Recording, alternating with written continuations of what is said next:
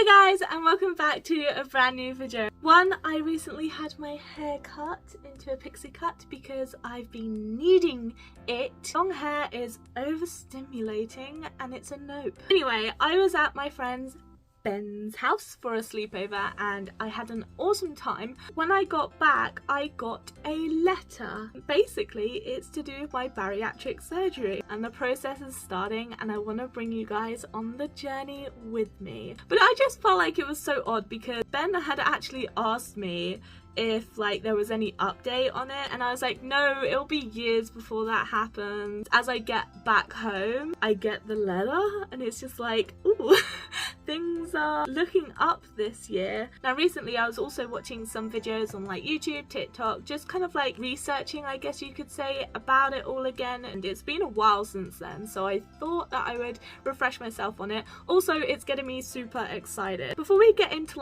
the big parts of this video, now I'll add chapters at the bottom so it's easier for you guys to watch, but I want to talk a tiny bit about me personally, just because when I'm looking for information, I was also looking for people that are similar to me and their experiences. I couldn't find much whatsoever and I found it quite difficult, and I hate not knowing. We'll start off with a little bit about me. I'll put some pictures here, but as a child I was a skinny child. In fact, through a lot of my life, I was quite a skinny child. Now, I never had any doubt in my mind of who I was and me as a person, the way I look, anything like that at this age. Now, this is around 7 years old in Jamaica. And I loved that bikini. It was my favorite. I guess when things kind of got quite bad for me, primary school, I got bullied a lot, especially because of my seizures. As I went into secondary school, it didn't really get better. Things like the bullying didn't get better. In fact, I think it got worse. Here's some pictures of me around then, but I hated myself. I hated the way that I look. I felt like I was really fat compared to everyone else, and I know that's not a positive word to use, but that's just the best way to describe how I felt. I wore clothes to hide myself. I hated myself, and now looking back at these pictures, I realized that there was nothing wrong with me. I wasn't even fat. Yeah, I was curvy, but I mean, everyone loves curves. I really hate how much I hated myself back then. So that was kind of me growing up. Then I got into a really bad relationship and I had a child. I got pregnant towards the end of school, GCSEs kind of time. I had an emergency C-section which was all traumatic within itself. I got postnatal depression, and what I didn't know then but I do now, I got autistic burnout with symptoms of psychosis. So obviously at the time I felt like I was going cuckoo, but I wasn't. Well, technically I was, but for different reasons. So I went into a mother and baby unit. My mental health really dipped. I think that's the worst my mental health has ever been, mostly because of the controlling and abusive relationship. I was in the mother and baby unit and I got put on medication called quetiapine. I'm pretty sure that's what it is. I will say at the time it did save my life, so part of me is like, it's probably a good thing I went on it. But when they told me that I would get a little bit hungry on this medication, I wish they had over-exaggerated, or at least really told me or given me ways to help control my eating at the time. I ate when I was bored. I ate when I wasn't doing anything. I ate when I was watching telly. I was just constantly eating something, and it would never be food that was nutritious. I just ended up having puddings for breakfast, lunch and dinner. And then obviously here is a picture of me at my heaviest weight. Now this is where I left the relationship. I focused on becoming a mother. My mental health wasn't the best still, but I was in a better place and on different medication to work on myself better.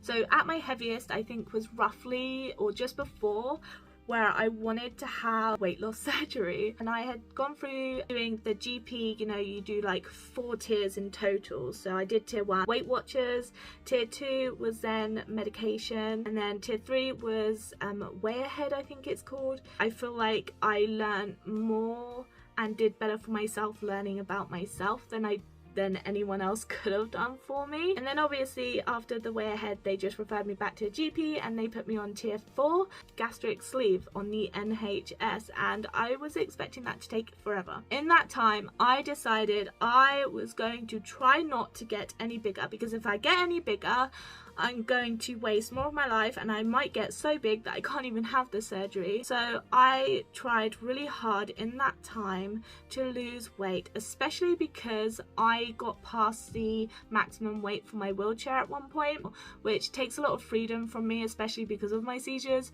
and I needed that freedom back. I did lose a little bit of weight. I was struggling a lot. I found out that I had ADHD and autism, which completely changed my whole life. It changed the way that I see myself in the past. I got ADHD medication, which is amazing. Now, one of the side effects for me for that one is actually weight loss. And although I was losing a tiny bit so slowly, it did give me a boost. So I stopped snacking in between meals, which made a big difference. Now, my eating habits aren't 100% there, but I don't eat emotionally anymore. I have other coping skills. I've done a lot in the meantime to better myself as a person. I understand my brain more, how it works, situations that I no longer put myself in, situations where I know how to deal with if something goes wrong. But it was a huge step in my life where from that point on I was losing more weight. Now it's still quite a small amount and it's still slowly, and obviously at that point I was also trying to save up to go privately. Now that completely went out the window. I just thought, you know what, sod it, I'm just gonna wait to see if it ever happens on the NHS, because I couldn't afford it. I had to pay for a new wheelchair because it had broken, so many other expenses. I wasn't even getting paid the right amount and it was just too difficult. So I thought, you know what, I'll just wait, even if it takes 2 years, because I thought in that time at least I can really work on myself to make sure that if I do have the surgery, it's going to be as successful as I possibly can get it. And I so determined to the point where I am still slowly losing weight. It is really slow still, and yes, I guess I could not do anything, but I don't know how long the side effects for the ADHD medication are going to last. And I don't want to get to a point where I'm still not able to do as much as I could if I had the sleeve. So I'm still going to go through with the sleeve. I feel like it's the best step for me to take, but at least I know now that I am in the right place. I've proven to myself, I've proven to family, I've proven to the NHS that if I do have this surgery, I can do everything I need to do to use it as a tool, because it's not going to magically fix me and it will only work if I use it as a tool. I can't expect it to do it for me, and I wanted to prove that I can do that, and I feel like I have. I'm not entirely sure how long it has been since I was waiting on the NHS, but I don't even think it's been 1.5 years, to be honest.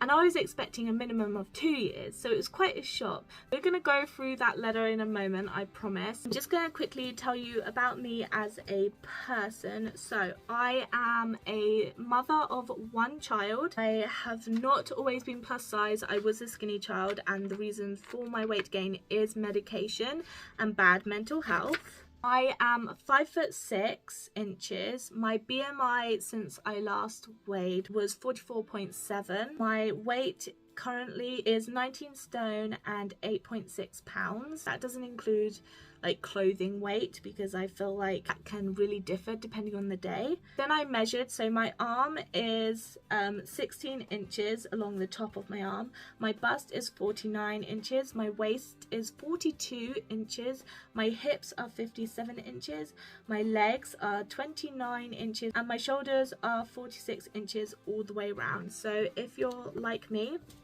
and your body is similar to mine, then if you want to see what I look like in the future, or like what my loose skin looks like, then you will kind of know roughly what yours might. So I'm also 21 years old, so I am quite young. Obviously I know with loose skin it does depend on your age, your genetics, your style of journey and your weight, all of that kind of stuff. So it will still differ depending on the person, but I kind of like to get an idea. So I was trying to look for people like me and get a rough idea of what my loose skin might be like, just so I can mentally prepare, but it's quite hard. This is a lot of talking and I'm doing it quite fast, but I'm trying my best to put everything in, and I feel like if I've missed anything, just ask any questions and I will answer them. Let's go into the letter. I will say that if you go through the NHS route, for me, which by the way, I'm Hampshire-ish area, I feel like it's happening very fast. Like, they're giving me a bunch of appointments and I just don't really know what's going on, if I'm honest. Like, it's a lot and I feel like they don't really explain like much. You have an appointment made with the bariatric surgery team on the Friday the 28th of April 2023 at 10 AM. This isn't like the surgery itself. It says 2 weeks prior to the above appointment, you are required to have a blood test. I've already done my blood test because I love blood tests. It's weird, I know. Yeah, you have to have it at least a week before so that they can get it in time. So I just did it as sooner and hopefully it's not like technically out of date by the time they get, I don't know. It says you have to plan to be in the department for up to 4 hours, as you will be assessed during the time by up to 4 specialists from our team. Bring your copy of your prescription renewal form. The blood test is a fasting blood test, which basically means you can only have water up to like 12 hours before. Well, then it says please also find enclosed a form to get an ECG heart tracing done, which is fun. So it says you have been referred to the bariatric team for an assessment to see if you are suitable for weight loss surgery. To get the most out of this appointment, it's very helpful to you and the team if you have a better understanding of 1. Your usual eating habits. Please fill in the questionnaires accurately and I'll get to that later. 2. Your hopes with weight loss. And 3. The understanding of the different types of weight loss surgery we usually do. For example, gastric band, gastric bypass, sleeve, gastrectomy. Most people are suitable to have all 3 options, which I really do not want to have all 3. It is important to be honest. All of the operations have some side effects that are mostly well managed. All of the operations require regular follow-up care, adherence to the advice given, and making ongoing lifestyle and dietary changes.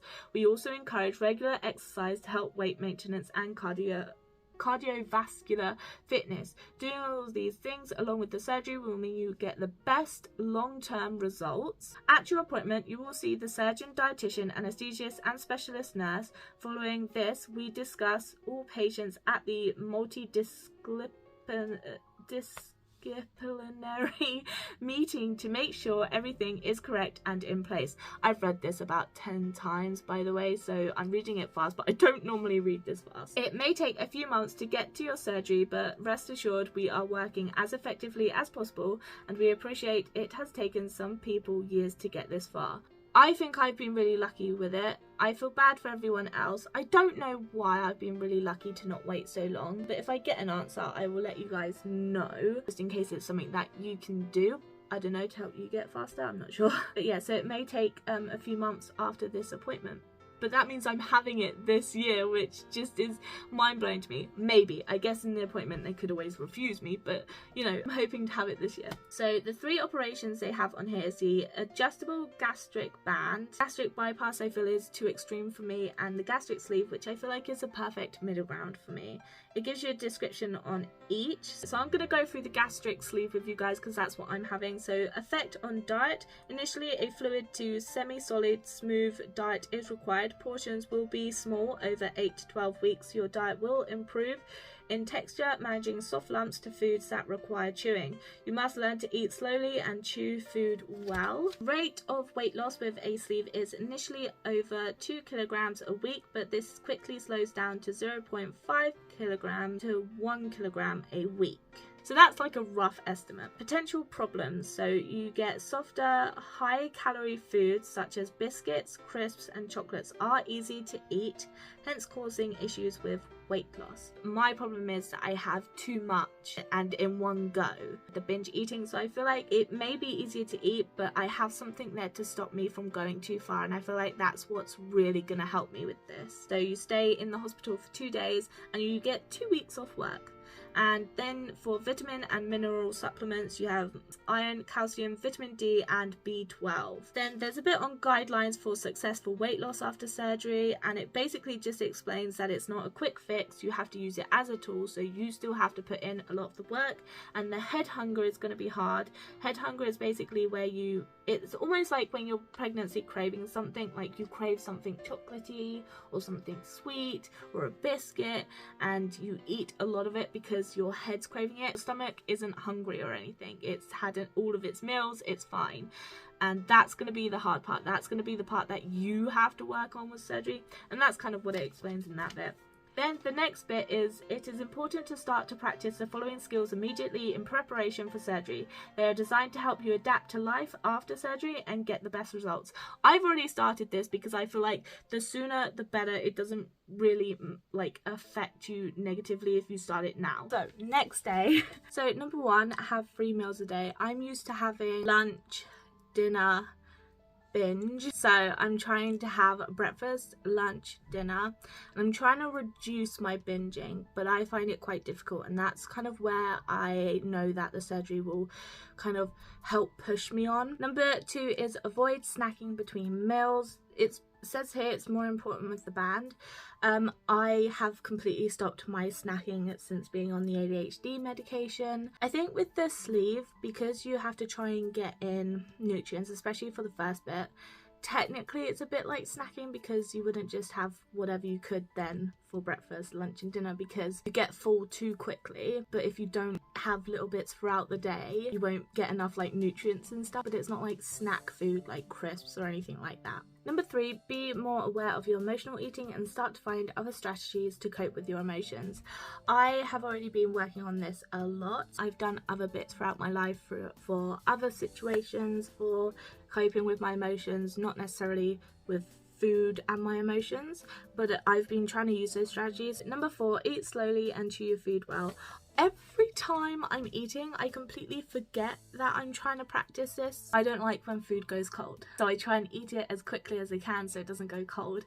And like if you have anything pasta related and it's a warm pasta meal, any pasta bits that are around the edges get cold the quickest because it's not in the heat pile. So I kind of literally like eat all the way around till I get to the center, but I eat really quick because I don't like it when it goes cold, and as soon as it goes cold, it just put off, makes me feel sick. I know that's my autism. Do not aim to eat until you are full. Now, previously in my food life, I would only eat until I felt so full that I was sick. My body doesn't tell me that I'm full up or satisfied. It will only tell me when I am over full and when my body feels sick. And that is a autism thing where my body can't regulate a lot of things properly, like temperature, the feeling full, the feeling thirsty, all of that kind of stuff. Even before this, I had been working on trying not to eat till that point, because obviously it's not a nice feeling and I do have a fear of throwing up, so I won't do it. Now I've just kind of been like making my meals small anyway. I never always finish my meals because I do get too tired, so I have to stop eating anyway. It also says here that if you do eat too much, it will stretch your new stomach, and that's not what you want, because otherwise it's not going to have the same effect. Do not drink with meals. Wait at least 20 to 30 minutes after a meal before having a drink. Now I have a question. Does that mean that before a meal I can quickly chug down some water? Obviously not after surgery because you can't chug it down, but could I have a bit of water before I then have my meals so that I'm, you know, up to date with my water? And then after my meal I can wait 30 minutes. But I have been implementing this. I struggle more in the evenings with my munch. Originally I thought it was going to be quite hard, especially because like if I have halloumi is very salty and you kind of need a drink, and at the time you do feel thirsty, but by the time you get to the 30 minutes you look at the clock and you're like, oh, I'm not actually thirsty anymore, which is weird. Number 7, avoid all fizzy drink. The only time I would have a fizzy drink is when I go to like the pub with a friend. Number 8, try to be as active as possible. Now that is where it gets difficult for me because my disability, it is very difficult for me to exercise. Especially being plus size, I find that I am in pain a lot even when I'm not exercising. So when I do exercise, I'm so in pain, so tired to the point where I can't do anything else through the day, so it gets to a point where actually exercise isn't worth it. Number 9, choose a diet based on healthy eating guidelines. And then the final one, number 10, start taking multivitamins, mineral tablets daily. Everyone else went for like the lower cost option because it had also more vitamins in, so I'll leave a link down below to the vitamins that I got, but they were like the lowest price ones that they had on Amazon. Take 1000 to 2000 IU vitamin D a day. I'll leave that below as well, what I've been taking, but I've already started taking these. I mean, I don't know if you're supposed to see an effect or anything. I have no idea. So this part, it says long term.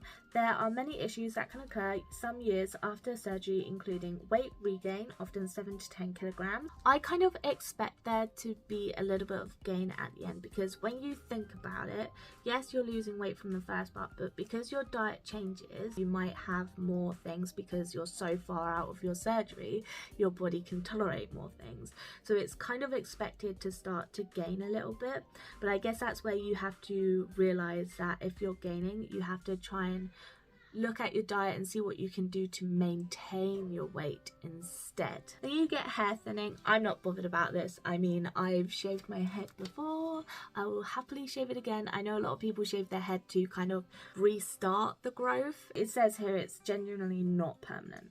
Osteoporosis. Attending the dietitian and taking supplements regularly will help. I'm not sure what that is. The obvious one is loose skin. Now that's the one that I have the biggest fear on. The NHS don't do it anymore unless there's a big problem. My fear with it isn't necessarily the way that I look, because I have HS, so I have a lot of skin problems, which hopefully will get better with the weight loss, but it can flare up if there are parts rubbing, and obviously loose skin is gonna rub and it's not nice, and I'm worried that it's gonna cause so many problems that I'm less mobile as to when I was my biggest, you know. None of this is for the way that I look, but at the same time I do know that this will help me feel more confident in myself a bit more. Having loose skin kind of defeats the object of that. So I will let you guys know that if I end up with any loose skin, I'll tell you exactly everything you need to know, just in case you need to compare. So I'm hoping that because I'm very young, and because I have semi-decent genetics, and because I have already lost a bit of weight, and my goal weight is only like 7 stone down, and people that have lost like 9 stone have minimal skin, so I'm hoping that will also play into it, and fingers crossed by the end of it I will only have a little bit that I can manage, feel confident in still. So that is a big worry for me. I'm hoping it'll be fine. So the rest of the letter is actually a questionnaire, but I thought that because you have to take this in when you go see them, that you can kind of explain each question. Ask you about your feelings and stuff, and then like the things that you've been doing. The psychology patient information part, so it asks you if you've been on a tier 3 attended. I did, mine was way ahead. What are the reasons for wanting the bariatric surgery is one of the questions. So I said to have a better ability of being an active mother and do more as a family. So that is my biggest reason for it. However, in my diary I made a massive list of reasons or benefits of having this surgery. So I've got HS improvements, more mobility, safer seizures, more energy, less pain, more activity, more involved with friends and family, play with Sky for longer, so I won't get so tired so quickly, more affordable. So for example, clothing, even my wheelchair, I had to buy a wheelchair that's gonna take my weight and it's more expensive. Reduce my health risks, be comfortable and have an active love life. Haven't really got a love life at the moment. I know it's not like completely out of the question for me, and I want to feel more confident, I want to feel more comfortable, I want to be more active in it as well, and I feel like that's normal considering I am an adult. I would like my old body back with a better brain, a second chance at life. I've missed out on so much with my daughter, on other things, just because I'm big and it affects my disabilities, it makes it worse, and it's a whole cycle of waste. Baths again, better accessibility and wheelchairs. The final one, which obviously isn't my most important, but my dream tattoo is an under boob tattoo, and it's basically a dream catcher with a wolf in the middle, because I love wolves. You don't want to get that tattoo whilst being big, lose the weight, have loose skin, not be nice, whatever. And so I do finally lose the weight. I want to get my dream tattoo. Then it says, what do you feel has contributed to your weight gain? I put previous medication, and then I also put bad mental health. I also did a small list of this. So I put the quetiapine / medication. I put I was in an abusive relationship. I had a traumatic birth with my daughter. I had undiagnosed ADHD and ASD. I had really bad mental health. I stopped caring about life, and I did have a big period of emotional eating. And I feel like they need you to be honest, and I have already worked on a lot, so I can tell them that as well, because if I still had all of these difficulties, they might tell me that I have to wait longer and work on it first. Who/where do you get daily support from? I put family, friends, iTalk, self-referral. Then it says, do you suffer from chronic long-term physical illnesses? Please give brief details. So obviously I put my non-epileptic attack disorder. I did put fibromyalgia, but I haven't been diagnosed with that, so technically I can't put it. I will suggest it to them. My mum was diagnosed with it, and obviously I have a lot of the problems with my mum, the same as my mum, and we both agree that I do. Hypermobility, also asthma. I don't know if my asthma's got worse. I actually feel like it might have. I know that at night time I snore. I never used to snore, which is sad. I used to whistle.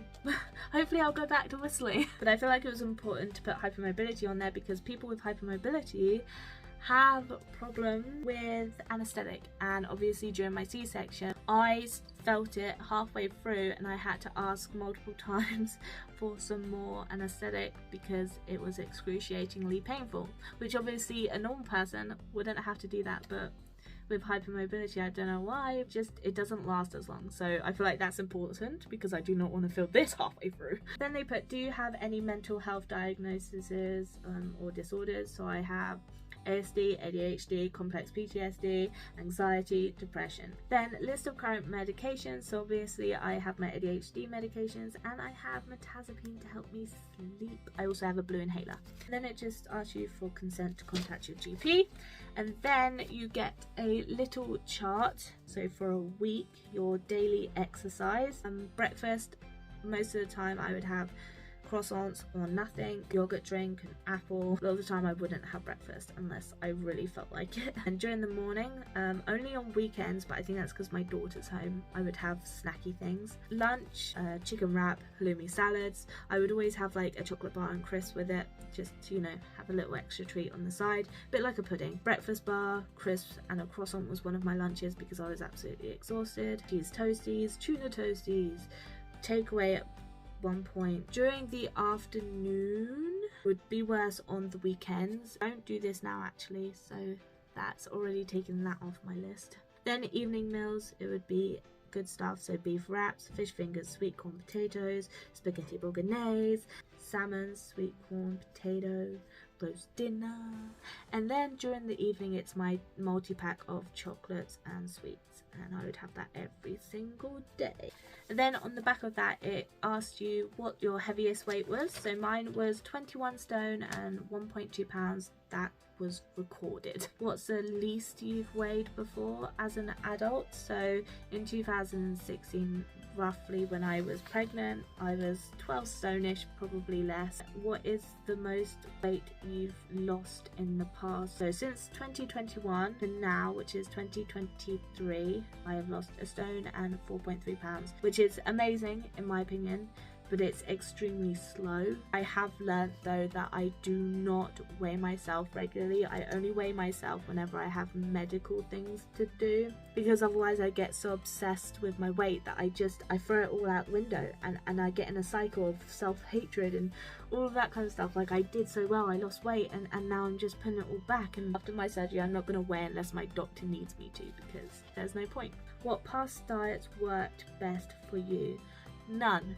Every single diet I've tried, you lose like a little bit and then you put it back on, but then you put more on top of that. And I think it's because a lot of the diets out there nowadays are really awful, and they are not to help you lose weight. They are for companies to make money. Even if you get to your goal weight, you then change what you're doing and eating, you will put it back on because you've changed your diet. You can only have a diet if you're going to stick with it forever, and that's the whole point of this surgery, is you have to stick with it forever if you want to keep it going. The only reason I've lost weight at the moment is because I've learnt more about myself, I've learnt more about my brain, I've learnt how to cope with myself to an extent. ADHD medication actually plays a massive part in it because I have more focus to do my work and stuff. I have to remind myself to eat, but I get so focused in my work because I have more focus and brain energy to do it that I don't snack anymore. What are your hopes after you have had bariatric surgery, or what do you hope will improve? I put energy levels, mobility, parenting role, healthy body, healthy mind, all of those kind of things, but obviously I have my list as well. That is the whole letter. You also get like your ECG thing that you have to take with you and your blood testing. I know that was a lot of information, but obviously if you're still waiting on the NHS and maybe it's been like a year or something and you're thinking that it's going to be sometime soon, hopefully, maybe, you never know, and you just kind of want to get an idea, then hopefully this helps. Now, thus far I have already got 2 appointments with the dietitian and Dr. N. Nicholas, I think. It's currently getting towards the end of April, so I have a dietitian appointment on like the middle of May and then one on the end of May, and I'm thinking in my head, I'm not sure, that my surgery might be between those 2 dates or after those dates, which is super exciting because it basically tells me that it's going to be this year as long as it's something that goes through. But I'm so excited. Those dietitian appointments are actually Zoom calls, and I'm going to try and film them if I can. Then you guys can kind of know what you're getting into, because I can't find anywhere any videos. Also because I'm autistic, I'm like, I don't want to wait, I want to know exactly what's happening, I want to know how it's happening, I want to know when it's happening, and I want to know every little step that is happening before it happens. So hopefully someone else who may be struggling with the same situation might be able to look at this and go, okay, I finally know what's going to happen. But for me, I'm kind of jumping into it cold, so sucks. That was a lot of information. Thank you guys so much for watching. Definitely stay tuned. I'm gonna try and make like a little series to do with this. I do struggle with making my videos, editing them and uploading them because it takes a lot of time, but I will try my absolute best to get as much in. You might find that following me on either TikTok or Instagram might be your best option because those are a lot easier to fit in, but I will try my best. Anyway, yeah, thank you guys so much for watching, and I really cannot wait. Bye!